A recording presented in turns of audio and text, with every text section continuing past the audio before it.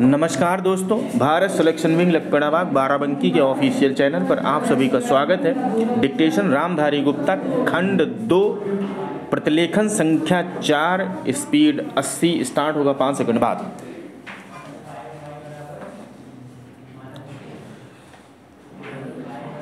महोदय, कोसी नदी जिसे शोक और दुख का सूचक माना जाता है, इस वर्ष फिर अपने प्रकोप से महान हानि का कारण बनी।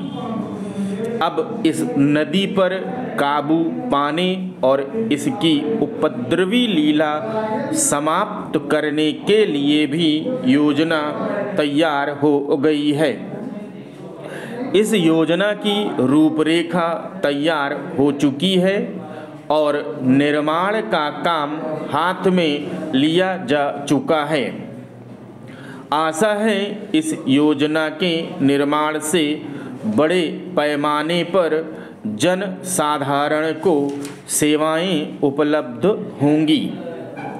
जब यह नया परीक्षण सफल होगा तो महान योजनाओं के निर्माण में और भारत की महान जनशक्ति के उपयोग के संबंध में हमारी जानकारी और अनुभव में महत्वपूर्ण वृद्धि होगी। औद्योगिकीकरण के क्षेत्र में उन्नति, उत्पादन में और अधिक वृद्धि और भारत की प्रति व्यक्ति आय में वृद्धि विचाराधीन वर्ष की कुछ महत्वपूर्ण बातें हैं। औद्योगिकीकरण के साथ ही रोजगार के क्षेत्र को विस्तृत करने के प्रयत्न भी बराबर जारी हैं। कुटीर उद्योगों और घरेलू धंधों को प्रोत्साहन देकर औद्योगिकीकरण और रोजगार में समुचित संतुलन स्थापित करने का प्रयास किया जा रहा है। यह बात सभी स्वीकार करते हैं कि यदि भारत के जनसाधारण को उदासीनता और हार मानने की भावना से मुक्त करना है तो बढ़ती हुई बेरोजगारी को दूर करने का उपाय करना होगा। इस दिशा में घरेलू उद्योग धंधे बहुत से लोगों को आंशिक या पूर्ण उपयोगी काम देकर इस समस्या का बहुत कुछ समाधान कर सकते हैं।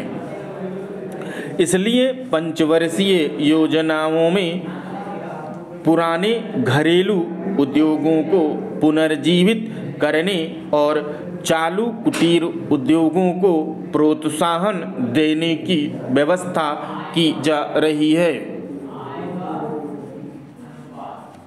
विदेशी मामलों के क्षेत्रों में हमारी सफलता और भी अधिक है।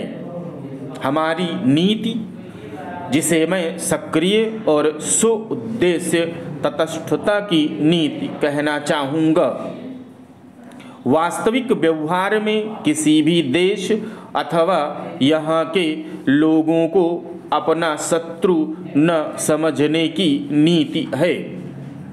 इस नीति के फलस्वरूप हमें विश्व शांति के पक्ष की कुछ सेवा करने का अवसर मिला है। हम प्रसन्न और आभारी हैं कि संसार के राष्ट्रों में भारत का स्थान इतना ऊंचा है। इंडो चीन निरीक्षण और नियंत्रण अंतर्राष्ट्रीय आयोग की अध्यक्षता हमें स्वेच्छा से स्वीकार की है और हमारे नागरिक यथासाध्य उस देश में शांतिपूर्ण निर्वाचन संबंधी समस्याओं का सामना कर रहे हैं। हम सभी राष्ट्रीय अथवा अंतर्राष्ट्रीय समस्याओं का निपटारा शांतिपूर्ण ढंग से चाहते हैं। मुझे बहुत प्रसन्नता है कि भारत में फ्रांसीसी बस्तियों की समस्या शांति और सद्भाव के वातावरण में सुलझ सकी है। शांतिपूर्ण प्रणाली की सफलता का वह एक महत्वपूर्ण उदाहरण है। दुर्भाग्य से भारत में पुर्तगाली बस्तियों की ऐसी ही समस्या को सुलझाने की दिशा में प्रगति नहीं की जा सकी। मैं आशा करता हूँ कि पुर्तगाल इन बस्तियों में रहने वाले लोगों के स्वाधीनता के अधिकार को स्वीकार करेगा और फ्रांस और ब्रिटेन की सरकारों का अनुसरण करेगा। जैसे ही यह वर्ष समाप्त हो रहा है, हम अपने सबसे निकट के पड़ोसी पाकिस्तान के साथ अपने संबंधों में अपने सुखद परिवर्तन देखते हैं। पाकिस्तान के लिए हमारे हृदय में सदैव से पूर्ण सद्भावना और शुभकामनाएं हैं।